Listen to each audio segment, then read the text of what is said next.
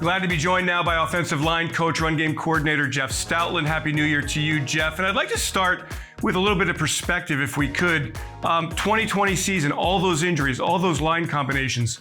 I remember writing, there's got to be a silver lining here. Did you feel that then? Do you feel that now, that all those young players were able to get some really valuable reps?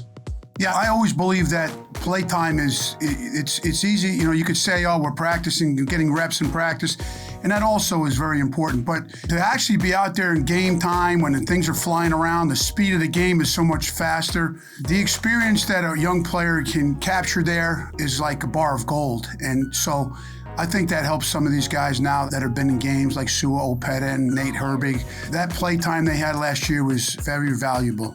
Jeff, how would you characterize, or how do you characterize the performance of your line this season?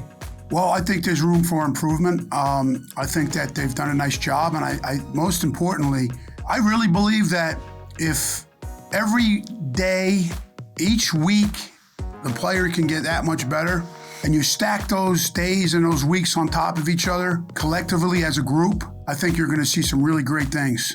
Jeff, what is the correlation between what your offensive line is and the way you design the run game?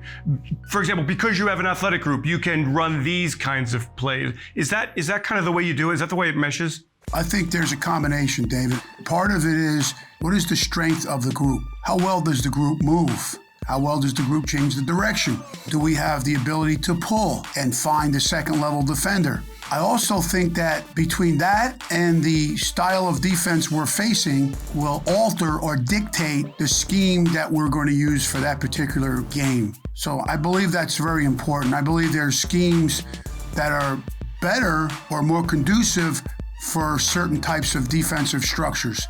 Jeff, I wondered if we can get into some of the individuals. Lane Johnson comes back after a 3-game absence. He's been just terrific. What has it meant to the line? What has it meant to the offense to have Lane playing so well? Well, it's the confidence of the quarterback. I mean, when you block the edges like Jordan and him, now you feel like you're not constantly under duress. You have an elite player that's going to block the best of the best in the league on the edge, and that's what Lane does. 2018 NFL Draft, round 7, Jordan Milada is the pick. Eagles put a lot of time and investment into researching Jordan. And I know you've talked a lot about him, but what did you see then, and what have you seen year to year, and what are you seeing right now from the big guy? I get asked a lot of questions about Jordan Milada.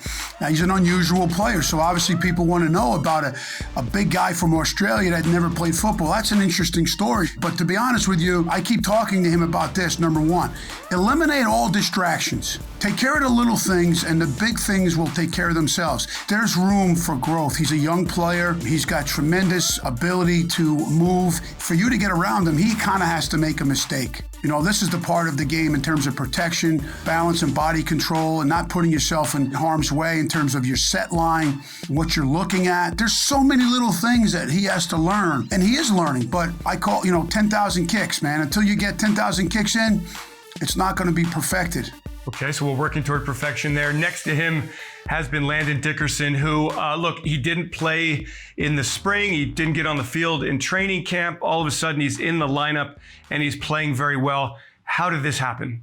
Sometimes, you got a guy like this who you draft, he's coming off an injury, he's rehabilitating, and all of a sudden something happens up front, and you're like, oh boy, this was a little sooner than we thought maybe. I think he's done a really good job. He's one of the players that I would say to you, he gets better every week. You mentioned Nate Herbig earlier, Stout, and he's bounced around a little bit here. The guard position has played a little center, seems to be settling in at right guard. Is he also one of those players who's gotten better and better incrementally? Yes, he has. And consistency is the key. I talk to Nate about this all the time. That's got to happen each and every week with no fallbacks. And you see him in the game a lot. He communicates extremely well to players around him.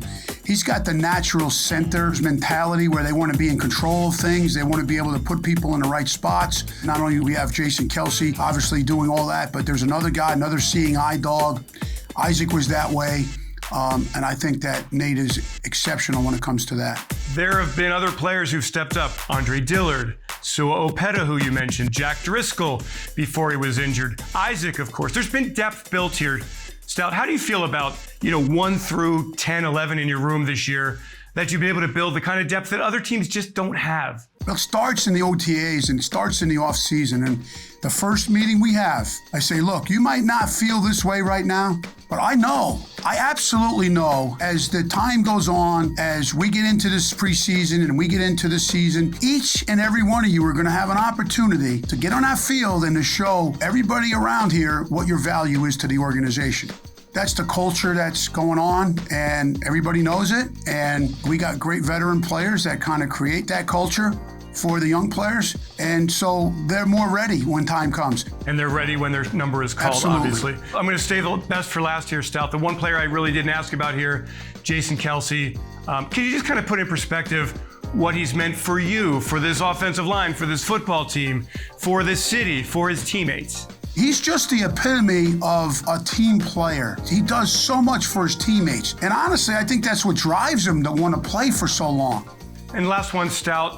As the Eagles have run the football so well here, pass blocking's been strong. Do you kind of sit back there on the sidelines, and I know you're looking for the perfection, but you sit back there after you run for 238 or whatever and go, hey, this group is physical as I wanted them to be. They're communicating as I want them to be.